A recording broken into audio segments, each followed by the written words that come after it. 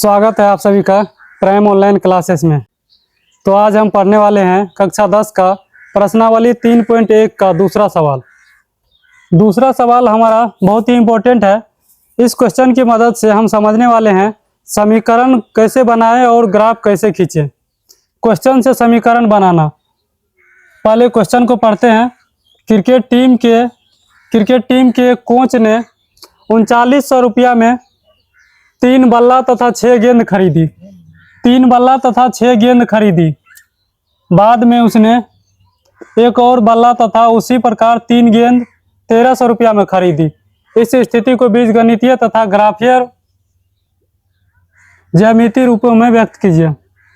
तो बीजगणितीय का अर्थ क्या हुआ हो गया? समीकरण के रूप में व्यक्त करना है, और ज्यामितीय रूपों में व्यक्त करना, इसका अर्थ हुआ कि ग्राफीय रूप में व्यक्त करना है।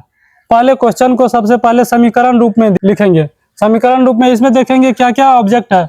ऑब्जेक्ट पहले बल्ला है और बॉल है, बल्ला और गेंद है, और गेंद की क्या है? प्राइस है। तो उसको लिखेंगे सबसे पहले, माना कि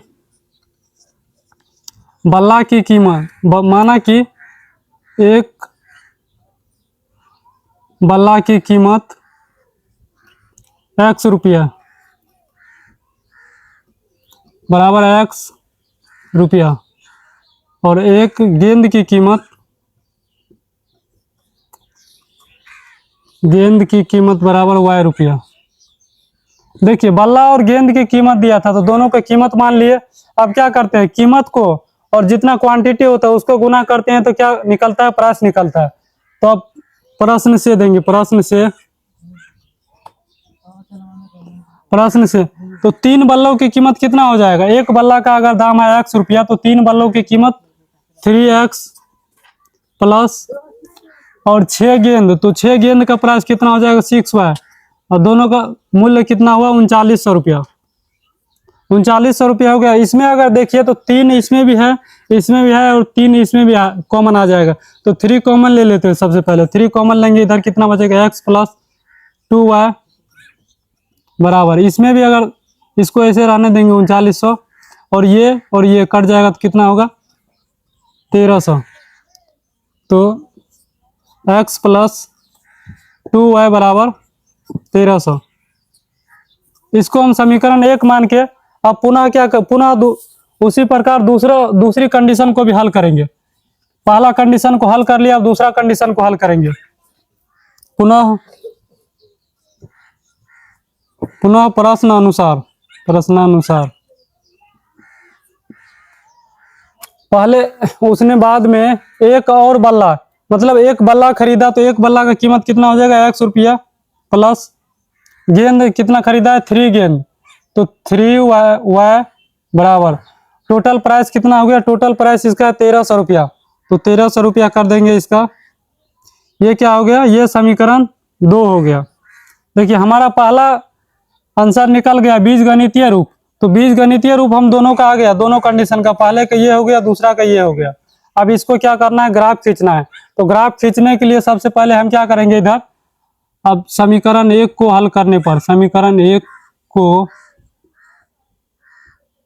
हल करने पर,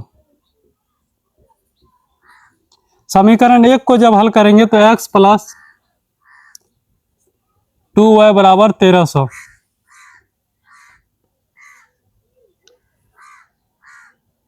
अब इधर बॉक्स बना लेंगे x के लिए और y के लिए, अलग अलग बॉक्स बना लेंगे।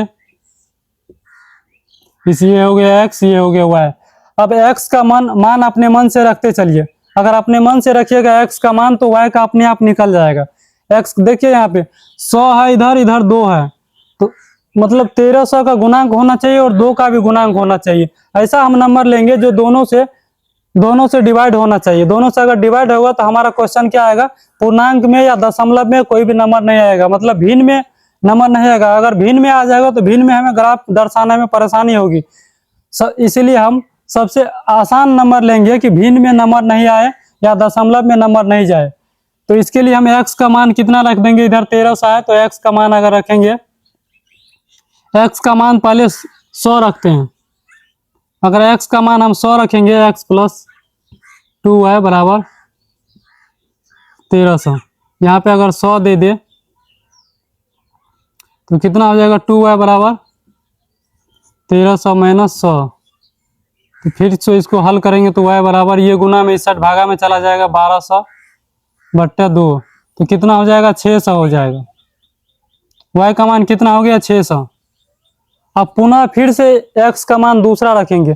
x का मान अगर दूसरा रखेंगे तो फिर से वही करेंगे, या तो 100 का गुणांक होना चाहिए या 2 से उसमें भाग लगना चाहिए, ताकि ऐसा नंबर आए, साधारण नंबर आए और भिन्न में या दशमलव में नहीं जाए। तो दूसरी बार मान रखेंगे x का दूसरा बार कितना, 300 रखते हैं। x का मान 300 रखेंगे, x प्लस 2y बराबर 1300।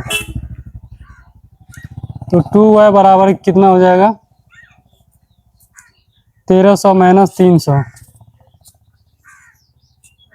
या y बराबर 1000 बट्टा 2, तो ये कितना हो जाएगा, 500। 500 हो गया, y का मान कितना आ गया, 500। अब इसको मिटा दे रहे हैं। अब समीकरण 2 को भी उसी प्रकार हल करके लिखते हैं। लिखेंगे समीकरण 2 को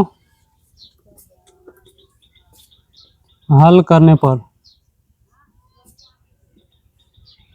तो सब समीकरण 2 इधर लिख लेंगे, x प्लस 3y बराबर 1300।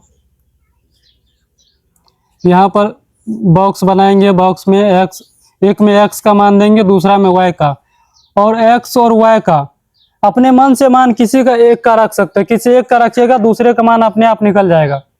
एक का, चाहे आप x का मान रखिए, y का मान रखिए। ऐसा नहीं है कि अगर हमें यहाँ पे 600 आया है तो आपको भी मान 600 ही आएगा। अगर x का मान आप दूसरा रखिएगा तो दूसरा भी मान आएगा। एक नंबर आना जरूरी नहीं है, लेकिन हाँ, नंबर कितना भी अलग अलग आए, लेकिन ग्राफ एक ही प्रकार से बनेगा, एक ही टाइप का ग्राफ बनेगा।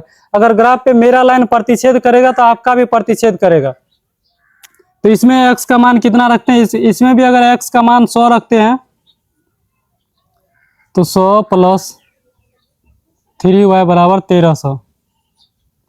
फिर से इसको ले जाएंगे इस साइड, ये प्लस में इस साइड माइनस में आ जाएगा, 300 100 y बराबर 1200 बट्टे 3, तो ये कितना हो जाएगा, 400 हो जाएगा। ये इसका मान कितना आ गया, y का 400। अगर आप लोग यहाँ पे 200 मान रखते तो यहाँ भी दूसरा आता, यहाँ पे उससे अलग रखते तो यहाँ पे दूसरा आता। फिर इसके बाद क्या रखेंगे, इधर रखते हैं 400 मान रखते हैं। 100 का गुणांक इसलिए रख रहे हैं, 100 का गुणांक रखने पर हमारा y का मान भी 100 में आएगा। 100 का गुणांक सब में आएगा, तो 100 करके ही गुणांक करके ग्राफ खींचने में आसानी होगा। इसको मिटा के फिर से अब x का मान कितना लिए, 400 लिए, तो 400 प्लस 3y बराबर 1300। तो 3y ये प्लस में माइनस में चला जाएगा इस साइड, माइनस 400 y बराबर 900 बट्टा 3, तो यहाँ पर कितना हो जाएगा, 300 हो जाएगा। तो y का मान हमारा कितना आ गया, 300 आ गया।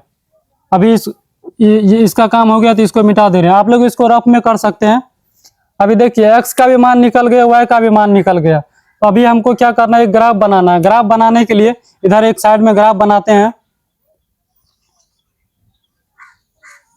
और सबसे इंपॉर्टेंट बात क्या है कि यहाँ पे सब में 100 और 100 का गुणांक आया है। अगर हम यहाँ पे ग्राफ पे 100 200 300 ऐसे अगर लाइन खींचेंगे तो भी हो जाएगा। तो वैसे ही करेंगे।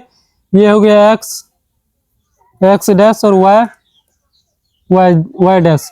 इसमें देखिए, इसमें सिर्फ दोनों में, इसमें भी प्लस है, इसमें भी प्लस है। माइनस का कोई नहीं है, तो माइनस का नहीं बनाएंगे। माइनस में हम लोग नहीं लिखेंगे, सिर्फ प्लस में ही लिखेंगे।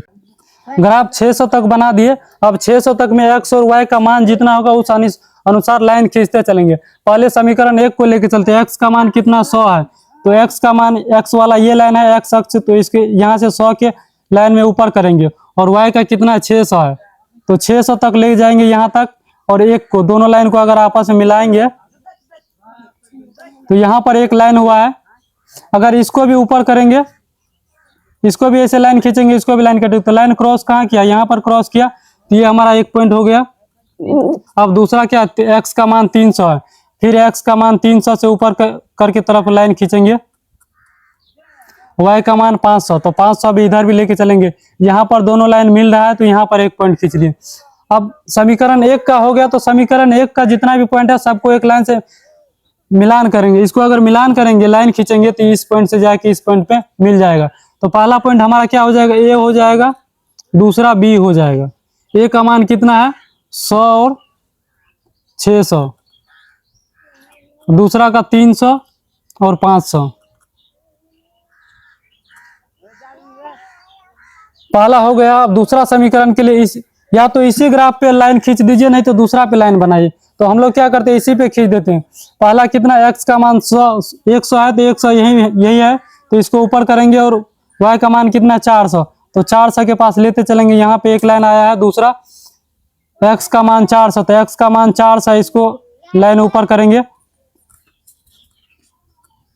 और y का कितना है 300, तो 300 के पास से लाइन लेके जाएंगे। हमारा क्रॉस यहाँ पे हो रहा है, तो इसको और इसको आप दोनों पॉइंट को मिलाएंगे। दोनों पॉइंट को अगर मिलाएंगे तो ये लाइन यहाँ से जाएगा, यहाँ से मिलेगा। तो अब दोनों पॉइंट का एक नाम लिख देते हैं। नाम क्या होगा, यहाँ इसको C मान लेते हैं और इसको D मान लेते हैं। यहाँ पे अगर जगह नहीं तो इधर साइड में कहीं पे लिख दीजिए। C का मान कितना है 100 और 400, और D का 400 और 300। जब भी हम इधर कोई भी लिखते हैं तो पहले x का मान लिखते हैं, उसके बाद y का मान लिखेंगे। पहले x आया इधर, तो पहले x का मान लिखेंगे, उसके बाद y में। हमेशा रूल ही यही होता है कि पहले x का मान लिखो, उसके बाद y का लिखो। जैसे अगर अल्फाबेट लिखने का शुरू करते हैं तो पहले तो x आएगा, तो उसके बाद y आएगा ना। उसी प्रकार पहले x का लिखेंगे, बाद में